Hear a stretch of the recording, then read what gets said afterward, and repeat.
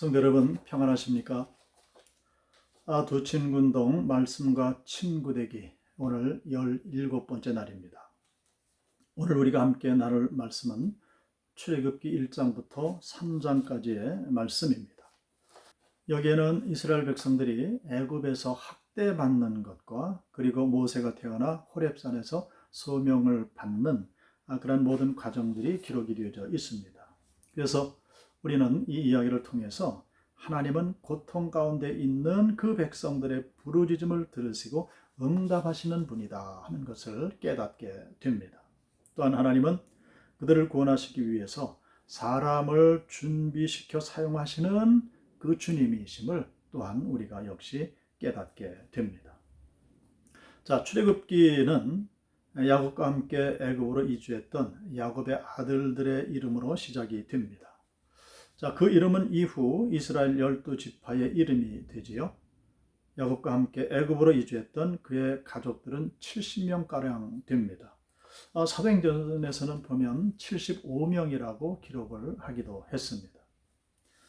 자, 그런데 몇 세대를 내려가는 동안 그 숫자가 기하급수적으로 늘어났습니다. 자, 출애굽기 1장 7절의 기록인데요.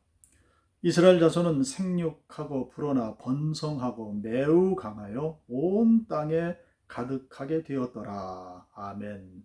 이렇게 말을 합니다. 자, 민수기의 기록에 의하면은 출애굽 당시에 전쟁에 나갈 만한 자만 계수하였는데 60만 3,550명이나 되었다고 기록을 하고 있습니다. 전쟁에 나아갈 남자만 숫자가 이 정도였으니까 여자들과 아이들 그리고 계수에서 빠진 모든 분들 다 계수를 하게 되면 150만에서 200만에 가까운 그러한 숫자가 되는 것이죠. 창세기 15장 5절에서는 하나님께서 일찍이 아브라함에게 너희 자손이 하늘의 별과 같이 많게 될 것이다 라고 약속을 해 주셨는데 그 약속이 이렇게 이루어져 가고 있는 것입니다. 그러나 애굽 사람들은 이스라엘 자손들이 그 숫자가 자신들보다 더 많아지는 이런 모습을 보면서 매우 두려워했습니다. 요셉이 자신들에게 어떻게 은혜를 베풀었는지를 망각해버린 애굽 사람들은 이스라엘 자손들을 노예로 삼아서 그들을 몹시 학대했던 거죠. 이에 이스라엘 자손들은 괴로움 가운데 신음하면서 이제 부르짖음에 하나님은 그 부르짖음을 들으시는 겁니다. 그러나 애굽 사람들은 이스라엘 자손들의 숫자가 자신들의 숫자보다 더 많아지는 것으로 인해서 매우 두려워하기 시작을 합니다. 그 요셉이 일찍이 자신들에게 어떻게 은혜를 베풀었는지를 망각해버리고 말죠. 그리고 이스라엘 자손들을 노예로 삼아서 아주 심하게 학대하게 됩니다. 이에 이스라엘 자손들은 괴로운 가운데서 신음을 하면서 부르짖는데 그 부르짖음이 하나님 앞에 상달된 것입니다. 출애굽기 2장 23절로 25절의 말씀은 이렇게 이야기를 하고 있습니다. 여러 해 후에 애굽 왕은 죽었고 이스라엘 자손은 고된 노동으로 말미암아 탄식하며 부르짖으니 그 고된 노동으로 말미암아 부르짖는 소리가 하나님께 상달된지라. 하나님이 그들의 고통 소리를 들으시고 하나님이 아브라함과 이삭과 야곱에게 세운 그의 언약을 기억하사 하나님이 이스라엘 자손을 돌보셨고 하나님이 그들을 기억하셨더라. 아멘. 하나님은 기억하시는 하나님이시라는 겁니다.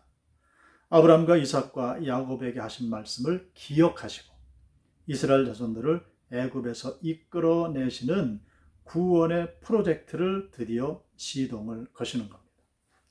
그 시작은 바로 모세의 출생이었죠. 모세의 이야기는 이러한 하나님의 구원 이야기 속에 들어가 있습니다.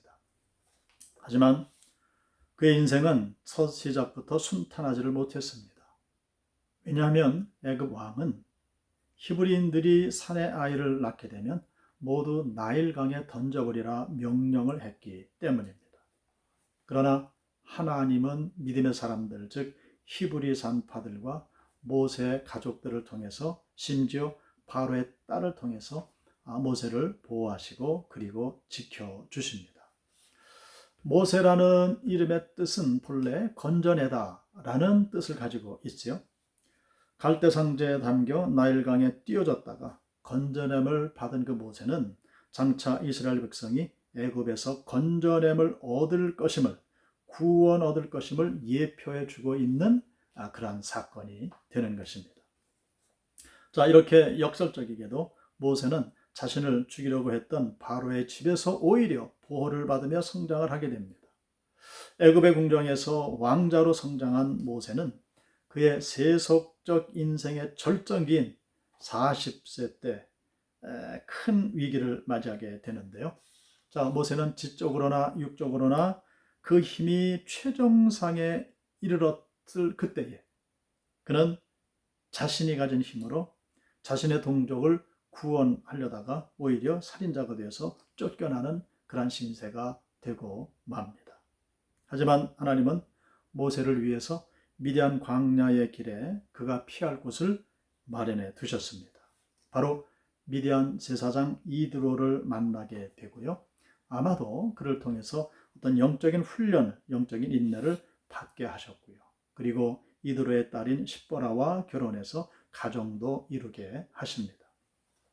그리고 다시 40년이 흐른 후에 때가 무르익었을 때에 하나님은 호렙산 떨기나무 불꽃 가운데서 모세를 불러서 그에게 다음과 같이 당신 자신을 알리시며 사명을 맡기시게 됩니다.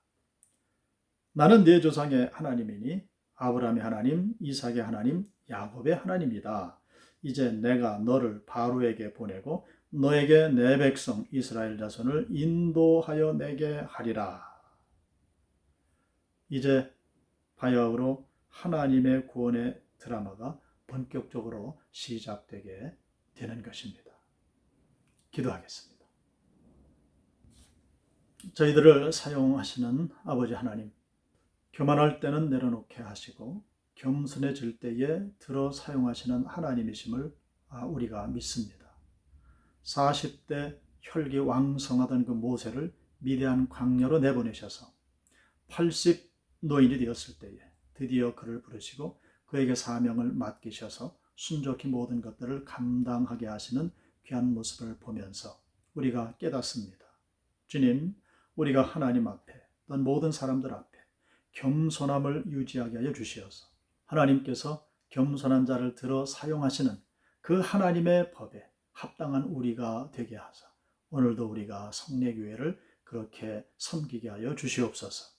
예수 그리스도의 이름으로 기도드리옵나이다. 아멘.